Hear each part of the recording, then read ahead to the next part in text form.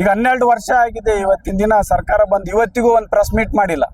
ಹೇಳ್ಬೇಕಲ್ಲ, ನೀವು ಕೇಳಬೇಕು ಎಲ್ಲರೂ ಕೂಡ. ನೀವು ಕೇಳೋದೇ ಇಲ್ಲ. ನೀವು 2 ಕೋಟಿ ಉದ್ಯೋಗದ ಬಗ್ಗೆ ಮಾತಾಡ್ತಿಲ್ಲ, 15 ಲಕ್ಷದ ಬಗ್ಗೆ ಮಾತಾಡ್ತಾ ಇಲ್ಲ.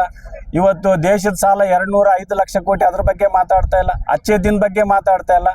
ಈಗ ನೋಡ್ರಿ, ಒಂದ್ ದಿವಸನ ಪ್ರೆಸ್ ಮೀಟ್ ಮಾಡಿದಾರ, ನಾವ್ ಹೆಂಗ್ ಮಾತಾಡ್ತೀವಿ ನೋಡ್ರಿ, ಹಿಂಗ್ ಮೈಕ್ ಹಿಡ್ಕೊಳ್ಳಿ ಮಾತಾಡಿದಾರ ನರೇಂದ್ರ ಮೋದಿ ಅವರು. ಮಾತಾಡ್ಬೇಕಲ್ಲ ದೇಶನ ಉದ್ದೇಶಿಸಿ. ಈಗ 150 ಕೋಟಿ ಜಾಸ್ತಿ ಆಗಿದೆ ಸಾಲ. ಎಲ್ಲಿ ಅಣೆಕಟ್ಟು ಕಟ್ಟಿದ್ದಾರೆ, ಎಷ್ಟು ನೀರಾವರಿ ಕಾರ್ಯಕ್ರಮಗಳಾಗಿದ್ದಾರೆ. ಈಗ ನಾವೇ ಒಂದು ಬೈಕ್ ತಗೊಂಡಪ್ಪ ಅಂದ್ರೆ ಅದಕ್ಕೆ ಸಾಲ ಇರ್ತತೆ, ಮನೆ ಕಟ್ಟಿದ್ರೆ ಸಾಲ ಇರ್ತತೆ. ಯಾರು ಸುಳಿ ಬೆಲೆ ಅಂತೇಳಿ, ಸುಳೆ ಬೆಲೆ ಚಕ್ರವರ್ತಿ, ನಮಗೆ ಬರೋದಲ್ಲ ಅವ್ರು ಎಲ್ಲ ಹೆಸರುಗಳು. ಅವ್ರು ಹೇಳ್ತಾ ಇದ್ರು, ಏನಂತ ಹೇಳ್ತಾ ಇದ್ರು, ಡಾಲರ್ $1 ಡಾಲರ್ $30 ಆಗ್ತದೆ ಅಂತ ಹೇಳಿದ್ರು. ಅರೇ ಸ್ವಾಮಿ, 91 ರೂಪಾಯಿ ಆಗೈತೆ. ಅದ್ರ ಬಗ್ಗೆ ಹೇಳ್ತಾ ಇಲ್ಲ ಇವತ್ತಿನ ದಿನ. ಹೇಳ್ಬೇಕಲ್ಲ ಲೆಕ್ಕಗಳು. ಮಹಾತ್ಮ ಗಾಂಧಿ ನರೇಗಾ ಯೋಜನೆ ಮಾಡಿ ಜನರಿಗೆ ಸ್ವಂತ ಕೈ ಮೇಲೆ ಸ್ವಂತ ಹಕ್ಕು ಅಂತಂತೇಳಿ ಅವ್ರ ಕೆಲಸನ ಅವ್ರು ಕೊಡ್ತಕ್ಕಂಥದ್ದು ಮಾಡಿದ್ವಿ. ಅದನ್ನ ಚೇಂಜ್ ಮಾಡಿ ಇವತ್ತಿನ ದಿನ ರಾಜ್ಯ 40 ಕೊಡಬೇಕು, ಕೇಂದ್ರ 60 ಕೊಡಬೇಕು ಅಂತೇಳಿ.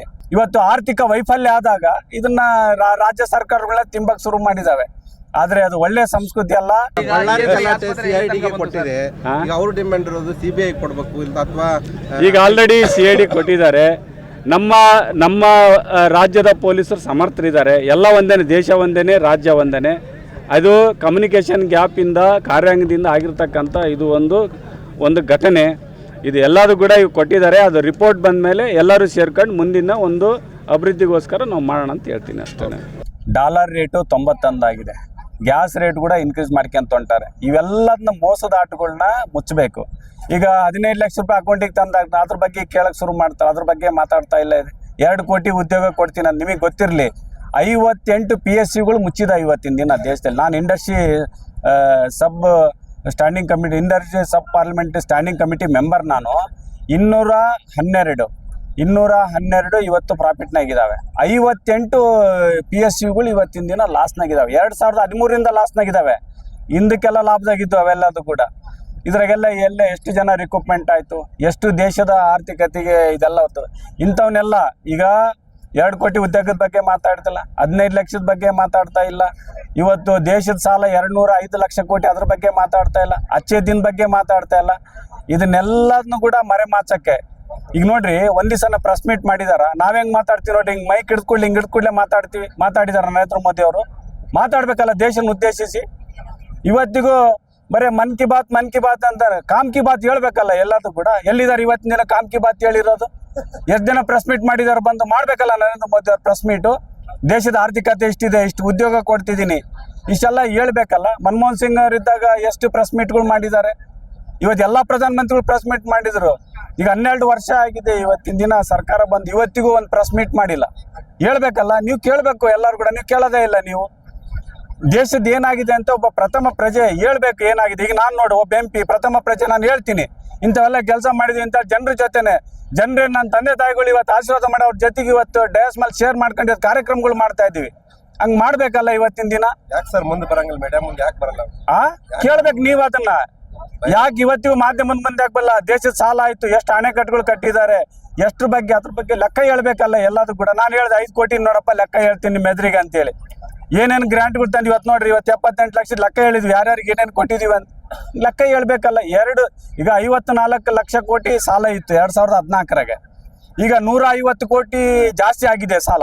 ಎಲ್ಲಿ ಅಣೆಕಟ್ಟು ಕಟ್ಟಿದ್ದಾರೆ, ಎಷ್ಟು ನೀರಾವರಿ ಕಾರ್ಯಕ್ರಮಗಳಾಗಿದ್ದಾರೆ. ಈಗ ನಾವೇ ಒಂದು ಬೈಕ್ ತಗೊಂಡಪ್ಪ ಅಂದ್ರೆ ಅದಕ್ಕೆ ಸಾಲ ಇರ್ತತೆ, ಮನೆ ಕಟ್ಟಿದ್ರೆ ಸಾಲ ಇರ್ತತೆ.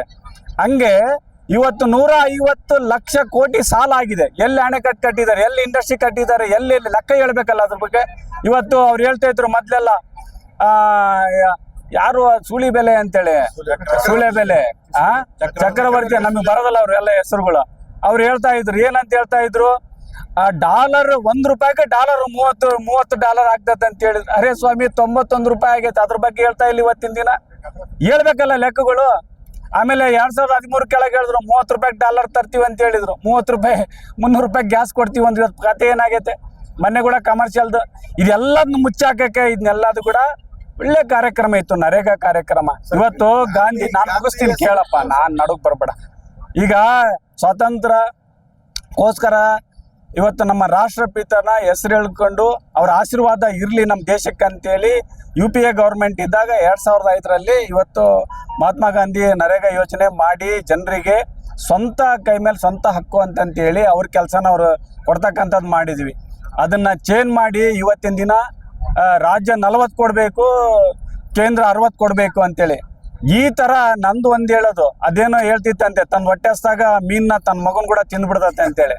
ಹಂಗೆ ಈ ಕೇಂದ್ರ ಸರ್ಕಾರ ಇರ್ತಕ್ಕಂಥದ್ದು ತನಗೆ ಹೊಟ್ಟೆ ಹಸ್ದಾಗ ತನಗೆ ಇವತ್ತು ಆರ್ಥಿಕ ವೈಫಲ್ಯ ಆದಾಗ ಇದನ್ನ ರಾಜ್ಯ ಸರ್ಕಾರಗಳ ತಿಂಬಕ್ಕೆ ಶುರು ಮಾಡಿದ್ದಾವೆ. ಆದರೆ ಅದು ಒಳ್ಳೆ ಸಂಸ್ಕೃತಿ ಅಲ್ಲ, ಅದು ಒಳ್ಳೆ ಸಂವಿಧಾನದ ವ್ಯವಸ್ಥೆ ಕೂಡ ಅಲ್ಲ ಅಂತ ಹೇಳಕ್ಕೆ ನಾನು ಹೇಳಲಿಕ್ಕೆ ನಾನು ಇಷ್ಟಪಡ್ತಾ ಇದ್ದೀನಿ.